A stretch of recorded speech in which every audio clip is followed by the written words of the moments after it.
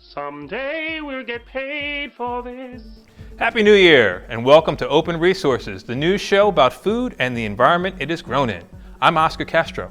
In today's show, we'll show a way to make fish farms cleaner and safer for fish and consumers, an update on the Farm Bill debates, allegations of animal abuse in Wisconsin, and McDonald's advises its employees not to eat at McDonald's.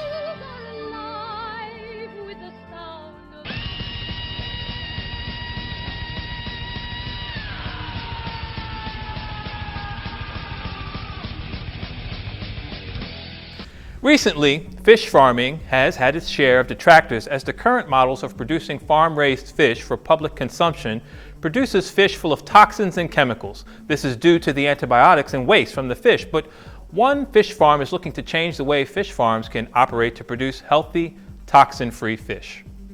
Aqua Farming Technology, a solar-powered fish farm in Thermal, California, is testing an algae and water processing system developed by LA-based Origin Oil.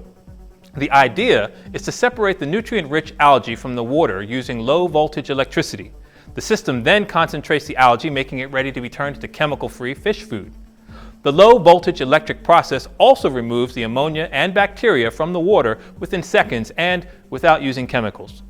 With patents already in Japan, Australia, and several pending in the United States, the company is hopeful that the technology proves to be an affordable and sustainable model for organic and chemical-free fish farming. As we reported previously, there are still challenges with passing a new farm bill. This past December, Congress passed an emergency extension for the current farm bill, which ends on January 31st of this year. The proposed $40 billion in cuts to the food stamp program that helps feed over 47 million low-income Americans is at the top of the contentious political pile of issues keeping lawmakers from passing a new bill. Also, if no bill passes before the January deadline, a steep rise in milk prices is expected. We're out of milk. Are you kidding me? While these excessive cuts would likely leave many hungry Americans even hungrier, the bill being debated also includes contingencies covering crop insurance and protection for farmers, nutrition education for marginalized Americans, conservation efforts, and rural development. The lack of a new farm bill keeps farmers and programs designed to enhance the quality of nutrition for low-income Americans in limbo. Extending the farm bill without passing a new one has happened in previous years, with 6 extensions happening between 2002 and 2008. According to the Congressional Budget Office, this compromised bill is said to be in discussion by GOP and Democrat leaders and is slated to cut food for 850,000 households suffering from severe poverty. This would mostly affect seniors, those who are differently abled, children, and the working poor. In Wisconsin, animal rights activists have released an undercover video showing dairy farm employees from Weiss Brothers Farm abusing sick and injured cows, many of which were suffering from open wounds and infections, by whipping them, stomping on them, and using chains attached to heavy machinery in order to drag cows around by their legs and necks.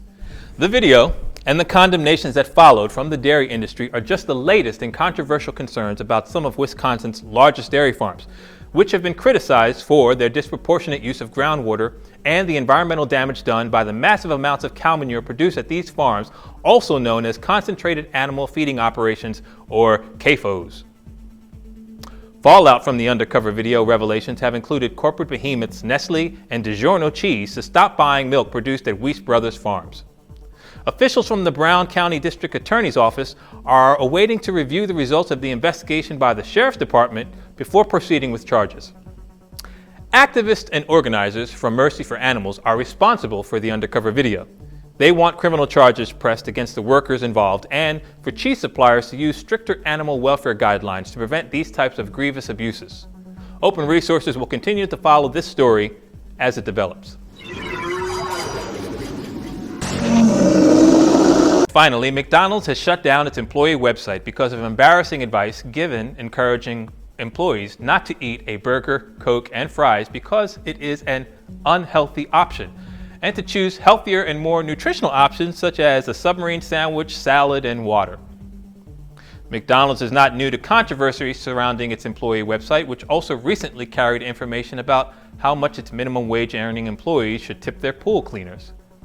According to naturalnews.com, the now deleted advice included statements positing that people with high blood pressure, diabetes, and heart disease must be careful about choosing to eat fast food because of the high fat, salt, and sugar levels, and stating also that fast food may put people at risk for becoming overweight. In its online message announcing the website shutdown, the company stated, "We are temporarily performing some maintenance in order to provide you with the best experience possible. Please excuse us while these upgrades are being made." The demon clown strikes again. Learn more at naturalnews.com. That's all, people. Tune in again for more news about the food we eat and the environment it is grown in. I'm Oskar Castro, and this has been Open Resources, keeping it green since 2013.